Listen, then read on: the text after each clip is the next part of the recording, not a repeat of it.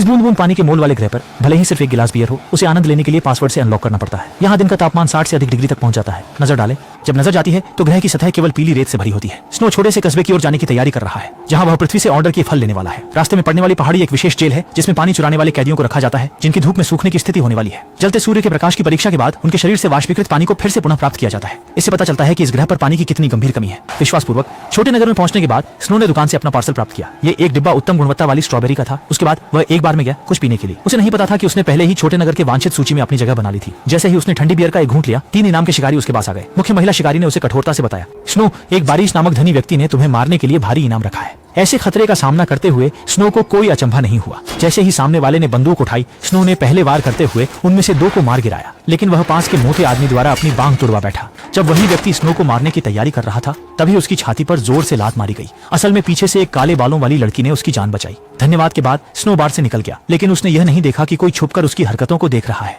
रात होते ही स्नो ने जंगल में कुछ खाना इकट्ठा किया और गर्म टेलर मैदान को पार कर अपने घर लौटने की तैयारी की। अपने निवास स्थान पर पहुंचना। कुछ देर बाद काली लड़की फिर से उसके पास आई और उसका साथ देने की पेशकश की। स्नो हमेशा अकेला ही चलता था, लेकिन यह सोचकर कि दिन में काली लड़की ने उसकी जान बचाई थी, वह इनकार नहीं कर सका। दोनों को केवल रात के वक्त यात्रा करनी पड़ी और दिन में वे एक अलगाव शेड में गर्मी से बचते थे। 2 दिन बाद स्नेहो का टूटा हुआ हाथ फिर से उगाया। 1 सप्ताह के भीतर यह पूरी तरह से ठीक हो जाएगा, क्योंकि उसके शरीर में एक अनोखा हार्मोन उत्पन्न होता है जो उसकी कोशिकाओं को पुनर्जीवित करता है, जिससे उसे अमर बना देता है। और यही कारण है कि बारिश ने उसके लिए इनाम रखा है। दोनों ने रात के अंधेरे में यात्रा जारी रखी। ब्लैक गर्ल ने मौके का फायदा उठाकर आखिरकार स्नेहो को अपनी पहचान के बारे में बताया। वह पृथ्वी इंटेलिजेंस ब्यूरो की एक एजेंट है और उसका उद्देश्य भी स्नेहो के जीन को प्राप्त करना है। लेकिन वह उन इनाम शिकारियों से अलग है। वह चाहती है कि स्नेहो स्वेच्छा से पृथ्वी लौटे। जैसे ही प्रयोग सफल होता है, पूरी मानवता अमरता प्राप्त कर सकेगी। लेकिन अब पृथ्वी पर कृत्रिम बुद्धिमत्ता का शासन है और अमर होते हुए भी जीवन भर एक गुलाम बनकर रहना पड़ सकता है। उसने तुरंत ही काली महिला के अनुरोध को ठुकरा दिया, लेकिन काली महिला ने हार नहीं मानी और उसका पीछा करते हुए वह गुप्त ठिकाने तक पहुंच गई। स्नो ने पत्थर का दरवाजा खोला।